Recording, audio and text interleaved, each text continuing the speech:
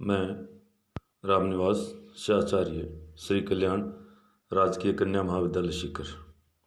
आज मैं आपको तिलक के राष्ट्रीय शिक्षा और स्वराज संबंधी विचारों के बारे में बताऊंगा, को लेकर अपन चर्चा करेंगे। तो इसमें सर्वप्रथम मैं ले रहा हूँ राष्ट्रीय शिक्षा। तिलक ने 1880 में न्यू इंग्लिश स्कूल की स्थापना की। 1884 में दक्षिण शिक्षा समाज नामक संस्था का निर्माण किया। इसके अंतर्गत ही फर्ग्यूसन कॉलेज स्थापित किया। स्वदेशी आंदोलन के दौरान समर्थ गुरु रामदास के नाम पर समर्थ विद्यालय खुलवाए गए। वे छात्रों को इस प्रकार शिक्षित किए जाने के पक्ष में थे कि छात्रों में स्वधर्म, स्वराष्ट्र एवं स्व संस्कृति के प्रति स्वाभिमान जागृत हो और अंत में स्वराज्य की प्राप्ति की तीव्र आकांक्षा उत्पन्न हो। तो ये उनका इसमें विशेष रूप से था। तिलक के अनुसार राष्ट्रीय शिक्षा प्रणाली व पाठ्यक्रम निम्न गुणों वाला होना चाहिए। जो राष्ट्रीय शिक्षा प्रणाली या पाठ्यक्रम है उसमें निम्नलिखित गुण पाए जाने चाहिए। नंबर 1, छात्रों को उनकी मातृभाषा में शिक्षा दी जाए। इसका लाभ क्या होगा? इसका लाभ ये होगा कि छात्र हैं वो ज्ञान विज्ञान संबंधी बातों को अधिक सुगमता से और शीघ्रता से समझ सकेंगे। विदेशी भाषा या और अन्य किसी भाषा के माध्यम से शिक्षा दी जाएगी तो वो उसमें उतना आगे नहीं बढ़ पाएंगे। तो एक तो था कि जो भी छात्र हैं और जो उनकी मातृभाषा उसमें शिक्षा दी जानी चाहिए। दूसरा, समस्त भारतीयों के बीच संपर्क भाषा के रूप में हिंदी को स्वीकार किया जाए व इसे राष्ट्रभाषा माना जाए। तो पूरे देश की जो संपर्क भाषा है, देखो राष्ट्र की एकता के लिए, राष्ट्र को जोड़ने के लिए भाषा का महत्वपूर्ण योगदान होता है। तो तिलक जी ने अपने समय में ही इस बात को स्वीकार कर लिया था कि हिंदी ही वो भाषा है जो पूरे राष्ट्र को एक रख सकती है और जो सबको स्वीकार्य, जिसकी सबको स्वीकार्यता हो सकती है। तो ये ऐसी भाषा, ये हिंदी भाषा ही हो सकती है और हिंदी को ही राष्ट्रभाषा माना जाए। तो ये तिलक साहब ने हिंदी के लिए ये उस अपने समय में कहा था। भारत की विभिन्न क्षेत्रीय भाषाओं के लिए देवनागरी लिपि को अपनाया जाए। जो भी क्षेत्रीय भाषा हैं तो वो भी अपने अपने क्षेत्र में फलीभूत हों, फले फूलें, पर जो उनकी मुख्य जो है बात वो यह है कि उन सब का आधार देवनागरी लिपि को ही अपनाया जाए। भारत में औद्योगिक विकास के लिए तकनीक शिक्षा का प्रबंध किया जाए। देखो परंपरागत उद्योग धंधे हैं, कुटीर उद्योग है और है, उन पर ही यदि विश्वास किया जाएगा, उस पर ही जीवन निर्वाह किया जाएगा तो हम ज़्यादा आगे बढ़ नहीं पाएंगे।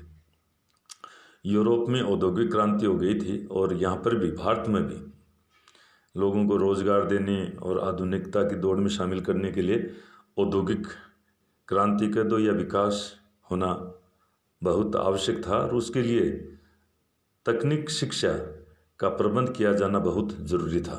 तो उन्होंने औद्योगिक विकास के लिए तकनीकी शिक्षा पर बहुत बल दिया था, जो आज भी हमारी प्राथमिकताओं में से एक है। छात्रों को धार्मिक शिक्षा दी जाए जिससे उनमें धार्मिक सहिष्णुता की भावना विकसित हो। लोग धर्म को दूसरे प्रकार से धर्म की व्याख्या करते हैं।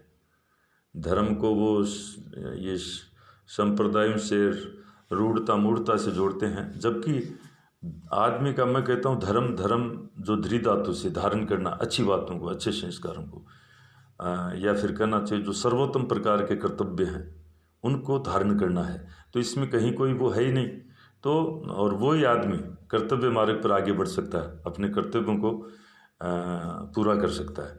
तो धार्मिक शिक्षा दिए जाने पर उनमें धार्मिक सहिष्णुता की भावना विकसित होगी।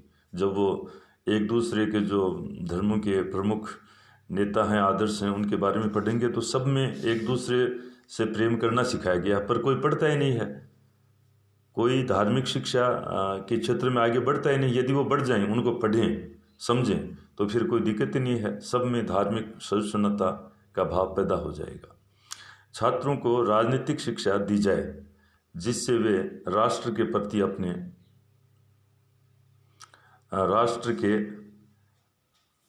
अपने कर्तव्यों से परिचित होकर राष्ट्रोत्थान में सक्रिय भूमिका निभा सके। तो राजनीतिक शिक्षा का दिया जाना भी आवश्यकता था, क्योंकि ये बड़ा काम था और इस पर ही पूरे राष्ट्र का उत्थान निर्भर करता था। क्योंकि हम राष्ट्रीय आंदोलन में भी इस कमी को देखते थे। तो जितनी राजनीतिक चेतना, अवेयरनेस, पॉलिटिकल अवेयरनेस आएगी, उतना ही हम आगे बढ़ेंगे और उतना ही जल्दी हमें स्वराज्य प्राप्त होगा।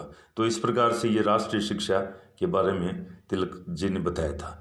अब हम उनका लेते हैं स्वराज्य संबंधी धारणा।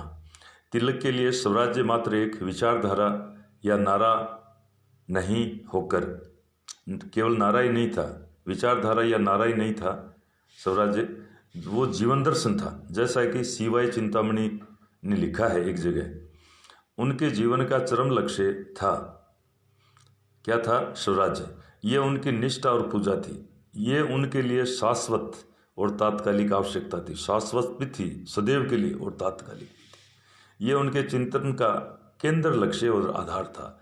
जो भी तिलक साहब ने चिंतन किया, जितना भी उनका चिंतन था हर क्षेत्र का, तो उसका मुख्य केंद्र बिंदु क्या था? स्वराज्य। और इसी बात को आगे बढ़ाते हुए विचारक राम गोपाल जी ने लिखा है कि मृत्यु शैया पर पड़े हुए तिलक के अंतिम शब्द थे, यदि स्वराज्य न मिला तो भारत समृद्ध नहीं हो सकता।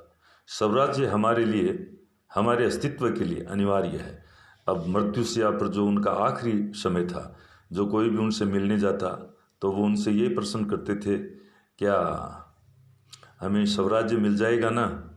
यदि स्वराज्य नहीं मिला तो हम बहुत पिछड़ जाएंगे, भारत में समृद्धि नहीं आ सकती।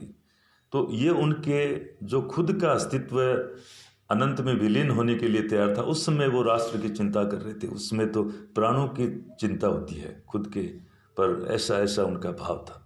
स्वराज्य की प्रेरणा, इंस्पायरेशन, तिलक को स्वराज्य की प्रेरणा प्राचीन भारतीय राजनीतिक दर्शन से मिली थी, इसलिए वे उनके लिए नैतिक आवश्यकता थी। ये उनका धर्म, प्राण और जीवन थी। उनके लिए यह एक ऐसा ईश्वरीय गुण था जिसके बिना आत्मा का हनन होता है। तिलक स्वराज्य को प्राकृतिक सिद्धांत से जोड़ते थे, जिसके लिए संघर्ष करना प्रत्येक भारतीय का प्राकृतिक अधिकार है। तिलक कहते थे कि 200 वर्ष पूर्व शिवाजी स्वराज्य प्राप्त कर सकते हैं, तो हम भी एक दिन स्वराज्य लेकर रहेंगे। ये तिलक ही थे जिन्होंने इस शब्द के अर्थ को स्पष्ट किया और उसके संदेश को घर घर की चर्चा का विषय बनाया। सूरत विभाजन के पश्चात तिलक ने जहाँ कहीं भी भाषण दिया, उन्होंने इस वाक्य को दोहराया, स्वराज्य मेरा जन्मसिद्ध अधिकार है, मैं इसे लेकर रहूँगा। स्वराज्य is my birth right and I shall have it. तो ये उनका हर जगह था। स्वराज्य शब्द की व्याख्या, स्वराज्य से तिलक का से ऐसी शासन व्यवस्था से है जिसमें भारत के आंतरिक मामलों का संचालन व प्रबंध भारतीयों के हाथों में हो। ये अपने घर के प्रबंध को अपने हाथों में रखने की मांग करता है। ये दृश्य सरकार कौन सी? ब्रिटिश नौकरशाही अंग्रेज लोगों की को बदलने और आदर्श सरकार भारतीय लोगों की सरकार जो स्थापित नहीं हुई थी को स्थिर बनाए रखने के लिए कहा गया था। इसका अर्थ है मुझे अपने देश में वैसा ही होना चाहिए जैसा कि एक अंग्रेज इंग्लैंड में है।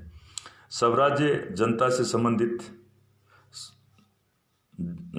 धारणा समस्त जनता से संबंधित।